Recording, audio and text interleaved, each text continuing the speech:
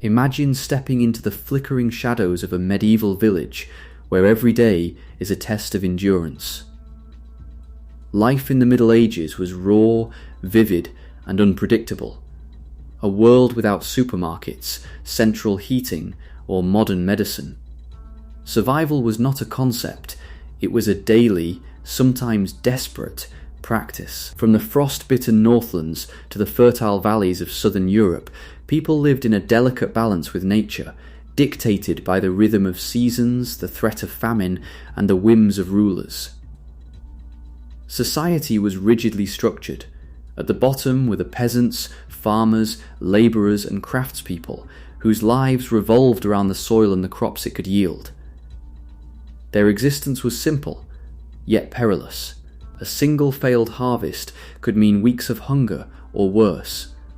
Above them were the artisans and merchants, a growing middle class whose skills in trade, crafts, and commerce allowed them some comfort and influence. At the pinnacle were the nobility and royalty, living in stone castles with lavish feasts, armies of servants, and vast lands at their disposal. The stark contrast between these social classes was not only seen in clothing and dwellings, but most vividly in the food they consumed.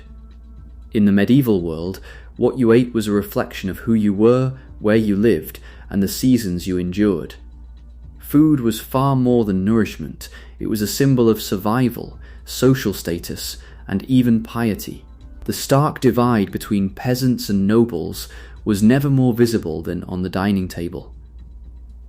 For the majority, the peasants, life revolved around simple, hearty staples.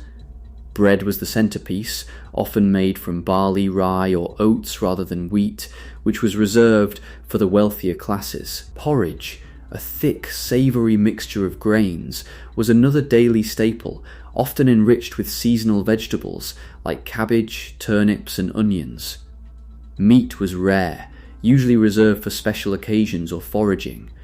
Chickens, rabbits, and fish were the most accessible sources of protein, though many peasants relied heavily on legumes like beans and peas. Even milk and cheese were considered luxuries for much of the peasant population, consumed sparingly and often preserved through curdling or fermenting. The peasant diet was dictated by the land. Seasonal changes meant that summer brought fresh vegetables, while winter required reliance on stored grains, root vegetables, and preserved foods. Survival meant learning how to stretch limited resources, whether through making hearty stews, drying herbs, or fermenting vegetables to last through long months of scarcity. Hunger was not a rare inconvenience, it was a constant presence, shaping daily routines, labour intensity, and communal sharing.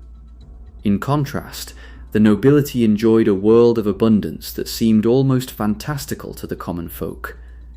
Castles and manor houses overflowed with meat, cheese, exotic spices, and imported delicacies. Venison, beef, pork, and poultry were central to their diet, often roasted over open fires and presented in elaborate banquets.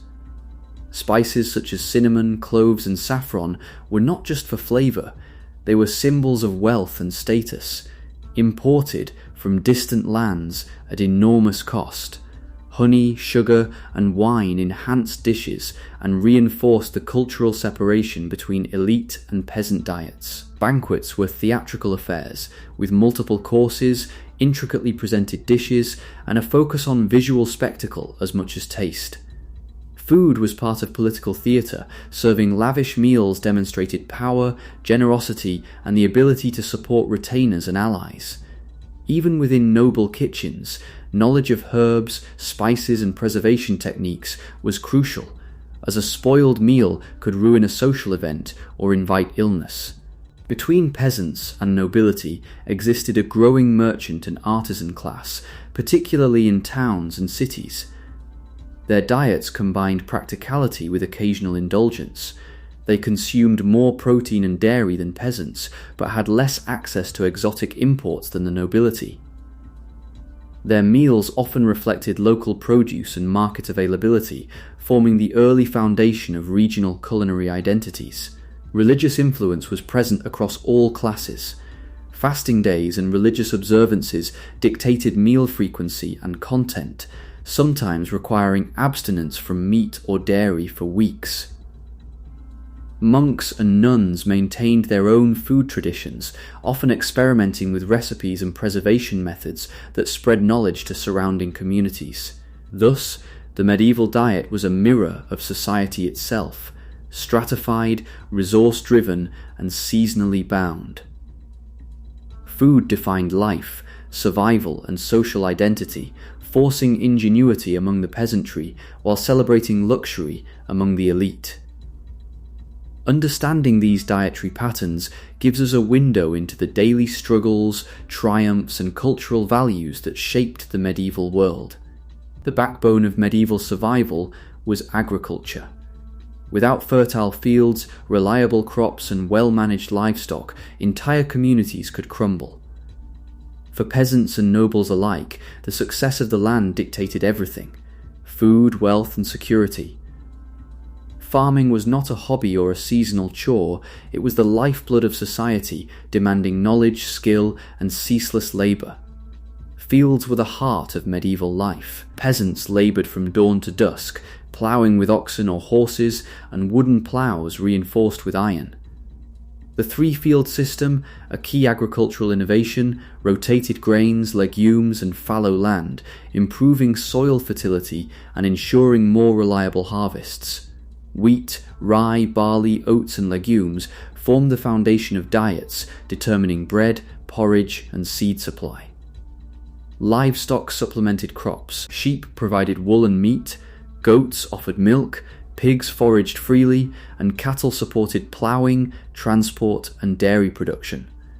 Nobles maintained large herds and game preserves, while peasants managed smaller stocks, carefully rationing milk, cheese, and eggs. Fish farming and river fishing added another vital food source, particularly near monasteries or waterways. Seasonality shaped all decisions. Planting, harvesting, and winter storage followed the yearly cycle. Granaries stored grain, root vegetables were kept in cellars, and meat was salted or smoked to last months. Monasteries often led advances in preservation, refining, drying, smoking, pickling, and fermenting, techniques that spread through villages and safeguarded survival. Agriculture was not just survival, it was a social and political instrument. Land ownership determined power, wealth, and influence.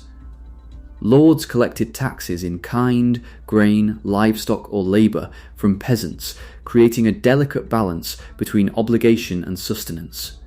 In times of war or famine, the productivity of the land became a strategic concern, dictating military campaigns or the fate of entire regions. Innovation was key.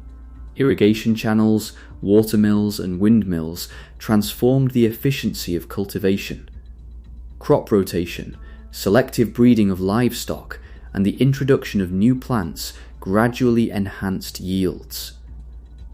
Monastic knowledge, combined with practical village experimentation, allowed communities to endure famines that would have destroyed earlier societies. Ultimately, medieval agriculture was a testament to human resilience and ingenuity. Every plough stroke, every sown seed, and every tended animal represented a calculated effort to survive in a world dominated by nature's unpredictability. Food production was not merely labour, it was life itself, shaping diets, culture, and the very structure of medieval society. Understanding the rhythm of planting, harvesting, and preserving gives us insight into the daily struggles and triumphs that sustained Europe through centuries of hardship. The medieval kitchen was more than a place to cook, it was the heart of survival and the stage for ingenuity. In a world without refrigeration, modern ovens, or pre-packaged ingredients, preparing a meal was a complex, labour-intensive process that demanded skill, foresight, and creativity. Whether in a peasant's humble hearth or a noble's sprawling castle kitchen, food preparation reflected both necessity and culture. For peasants, the kitchen was often a simple room or even just a hearth in the main living space. Meals were cooked over open flames or in large pots, suspended over fires, and the process demanded constant attention. Porridges, soups, and stews were staples, often combining grains, legumes, and the occasional vegetable or preserved meat. Herbs like parsley, sage, and thyme were used not only for flavour, but also for medicinal properties, imparting taste in a world that relied on what the land could provide. Every ingredient had a purpose, and nothing went to waste. Bones were boiled for broth, stale bread was turned into pottages, and roots were stored for months to come. Noble kitchens, by contrast, were bustling centres of production, equipped with multiple hearths, spits, and specialised tools for roasting, boiling, and baking. Meals were theatrical, designed to impress guests and demonstrate wealth. Banquets might feature multiple courses, roasted meats, pies filled with game or fish, and sweet desserts flavoured with honey or imported sugar. Spices, expensive and exotic, were used not just to enhance flavour, but to symbolise status. Cinnamon, cloves, and saffron transformed ordinary ingredients into displays of opulence. Even the presentation of food was an art. Carved vegetables, shaped pies, and elaborate platters turned each meal into a spectacle of abundance and power. Cooking methods were adapted to the seasons. In summer, vegetables were fresh from the garden, while winter relied on preserved goods.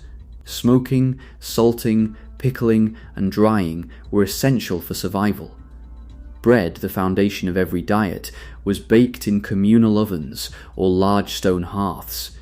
Techniques varied. Dense rye loaves nourished peasants, while fine white wheat bread symbolised nobility.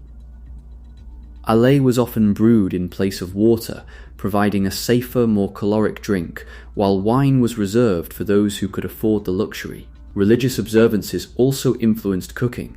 Fasting days required creative alternatives, fish, vegetables, and legumes replaced meat, and monasteries developed recipes that could sustain long periods of dietary restriction.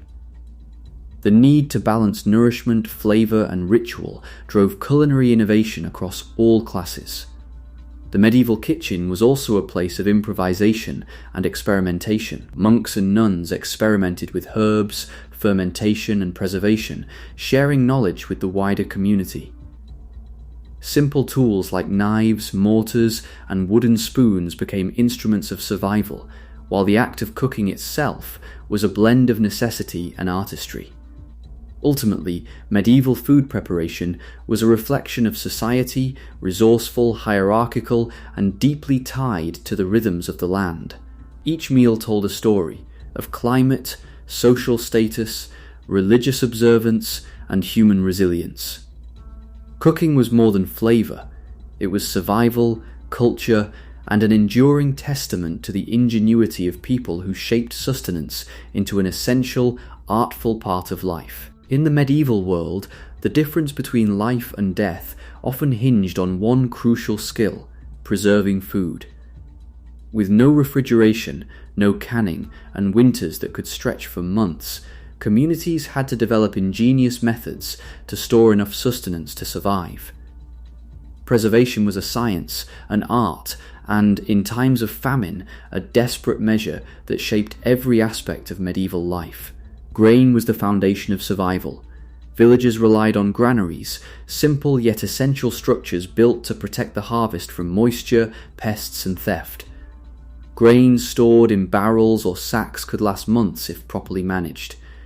But even the best storage required constant vigilance. Mould, damp, and rodents could turn a season's labour into disaster overnight. Rye, barley, and oats formed the staples of peasant diets, while wheat, prized for its fine flour, was preserved more carefully and often reserved for nobility. Meat and dairy presented even greater challenges. Fresh meat spoiled quickly, so medieval communities developed methods to extend its shelf life. Salting, smoking, and drying were common techniques. Salted pork or beef could last for months, while smoked hams and sausages preserved flavour and protein. Dairy products like cheese were often fermented or hardened to survive the winter. Even simple practices like boiling milk before storage were critical to prevent spoilage and disease. Fish, a vital protein source during fasting periods or in coastal regions, was salted, dried, or smoked to endure long journeys and winter scarcity. Vegetables and herbs were preserved through pickling and root cellaring. Root crops, turnips, carrots, parsnips were stored in cold, insulated cellars layered with straw to survive frost. Cabbage could be fermented into sauerkraut, providing essential vitamins during lean months. Herbs were dried for flavor and medicine, demonstrating how medieval people turned necessity into innovation. Every preserved item was carefully rationed, often serving as both nutrition and insurance against lean periods. Despite these precautions, scarcity was a constant reality. Famine struck frequently, caused by poor harvests, harsh winters, or locusts. Communities learned to stretch resources. Porridge could be thickened with bran, bread was recycled into pottages, and wild plants or foraged foods supplemented meagre stores. Social structures were shaped by scarcity, as lords and clergy often controlled food distribution, influencing loyalty, obedience, and survival.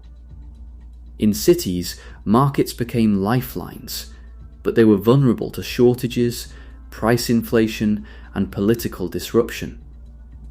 Even within the castle walls, scarcity could strike. While nobles enjoyed more variety and abundance, preserving food for extended campaigns or winter months was a critical task.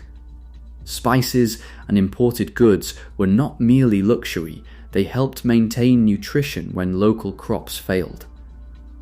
Monasteries, with their meticulous records and experimental preservation methods, often became community saviors, supplying knowledge, stored grains, and preserved goods during crisis. The medieval approach to preservation and scarcity illustrates the ingenuity of survival. Every method, whether salting, smoking, pickling, or granary management, was a calculated effort against time, nature, and circumstance. It shaped diets, influenced social hierarchies, and defined how communities adapted to adversity. In understanding these practices, we see a world where survival demanded foresight, creativity, and communal cooperation, a world where food was both sustenance and strategy. In medieval society, survival extended far beyond the ploughed fields. Hunting, gathering, and the bustling markets were vital threads in the intricate web of daily life, connecting people to their environment and to each other. While farms provided the backbone of sustenance, forests, rivers, and communal spaces offered supplemental nutrition, and, for many, a critical lifeline in times of scarcity. Hunting was both survival and status. For peasants, it was tightly regulated. Poaching could mean fines, imprisonment, or worse, yet small game like rabbits and birds provided vital protein, especially in winter. Nobles turned hunting into sport and spectacle, pursuing stags, boars, and hares with hounds and falcons to display wealth and mastery over nature. Managed preserves symbolized privilege, while forests and rivers remained essential food sources for the lower classes. Gathering complemented hunting, particularly for rural communities. Seasonal herbs, berries, nuts, mushrooms, and roots supplemented grain-heavy diets. Knowledge of edible plants, preparation, and storage was crucial, tying communities intimately to the land and the rhythms of the seasons. Markets and fairs added another layer. Towns thrived as hubs for trading crops, livestock, fish, and preserves for spices, salt, and other necessities. Beyond commerce, they were spaces for exchanging knowledge, skills, and culinary innovations, connecting local survival to regional and even global food networks. These survival strategies, hunting, gathering, and market trade, were interconnected. For peasants, the forest provided protein and flavor when fields were sparse. For merchants, towns offered opportunities to sell and acquire goods. For nobles, hunting grounds and imported delicacies showcased prestige and power. The delicate balance of local resources, human labour, and trade networks was essential for enduring famine, winter, or political unrest. Moreover, these practices shaped medieval culture. Hunting became a symbol of nobility. Markets were spaces of community, gossip, and exchange, gathering connected humans to the rhythms of nature. Each act reflected adaptation, ingenuity, and the constant negotiation between scarcity and abundance. In understanding the roles of hunting, gathering, and markets, we see a medieval world alive with resourcefulness, a society where survival was never passive, but an ongoing creative engagement with the land and community. In the medieval world, food was far more than sustenance. It was a reflection of culture, identity, and societal values. Meals were not merely functional. They were rituals, performances, and statements of power. From the smoky kitchens of peasant cottages to the grand halls of castles, food shaped human interaction, community life, and even political hierarchy. Understanding medieval food culture reveals a world where eating was intertwined with survival, religion, and social identity. For peasants, meals were simple, yet communal. Families shared bread, pottage, and seasonal vegetables around a single hearth, reinforcing social bonds and cooperation. Festivals and agricultural feasts offered rare celebration, blending food with song, dance, and storytelling. Nobles transformed eating into spectacle. Banquets showcased wealth and power through multiple courses of meats, pies, fish, and spiced delicacies, arranged with careful artistry. Food communicated status, hospitality, and influence, while lavish meals served diplomacy and alliance building as much as indulgence. Religion shaped diets across all classes. Fasting, Lent, and other observances required creativity. Fish, legumes, and vegetables replaced meat, while festivals allowed exceptions. Monasteries became hubs of culinary knowledge, developing recipes that balanced religious rules with nutrition and flavour, spreading techniques and preserving skills to wider communities. Markets, fairs, and urban life further enriched food culture. Spices, sugar, and exotic ingredients from distant lands arrived in towns, slowly transforming local diets. Cooking methods evolved as peasants, merchants, and nobles exchanged knowledge, blending practicality with culinary artistry. Even the humblest village had its traditions, fermented cabbage, dried meats, or special bread recipes that reflected the intersection of survival, culture, and environment. Dining etiquette was another reflection of food culture.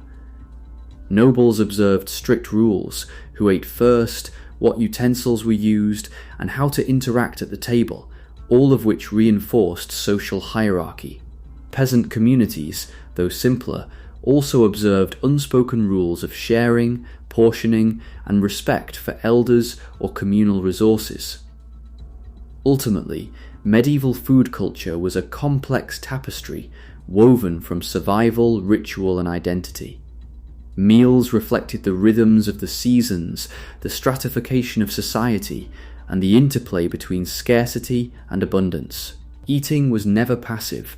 It was a social act, a cultural statement, and, above all, a testament to the ingenuity and resilience of a society navigating the challenges of its time.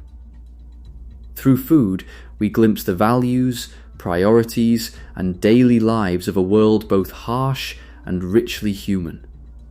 The medieval world was harsh, with nature, disease, and social upheaval posing constant threats. Survival demanded skill, ingenuity, and adaptability. Harsh winters, scorching summers, floods, and storms forced careful planning. Crops were sown seasonally, root vegetables stored, and meats preserved. Nobles and monasteries invested in insulation, granaries, and fire management to endure extremes. Disease, from dysentery to the Black Death, devastated populations. Communities relied on quarantine, herbal remedies, and hygiene, with monasteries often serving as centres of medical knowledge and food security. Wars and raids further imperiled life, prompting fortifications, hidden caches, and rationing to survive sieges. Adaptation went beyond material measures. Cooperation, communal labour, and knowledge sharing ensured survival. Festivals, fairs, and storytelling transmitted practical skills and reinforced social bonds. Culture itself, feasts, music, rituals, offered hope and psychological strength, proving that medieval resilience was as much mental and spiritual as it was physical. Ultimately, the medieval response to harsh conditions was a testament to resilience. People did not merely survive, they adapted, improvised, and innovated. Every winter survived, every crop stored, and every disease mitigated reflected a mastery of human ingenuity and cooperation. Through their adaptations, we glimpse a world where survival was an ongoing challenge, and where the triumphs of everyday life, warmth in a cold winter, a full granary, or a family fed, were victories of both skill and spirit. Medieval food and survival were more than daily struggles, they were lessons in ingenuity, adaptability, and community. From peasant cottages to noble halls, people turned scarcity into innovation, preserving, fermenting, smoking, and storing food to endure harsh winters and poor harvests. Agriculture, crop rotation, and livestock breeding laid the foundations of modern farming, while recipes, feasts, and spices shaped the roots of today's cuisine. Survival depended on cooperation, knowledge, and creativity. Every meal, every preserved grain, and every shared resource tells a story of resilience. The medieval world reminds us that thriving, even in hardship, is as much cultural and social as it is physical.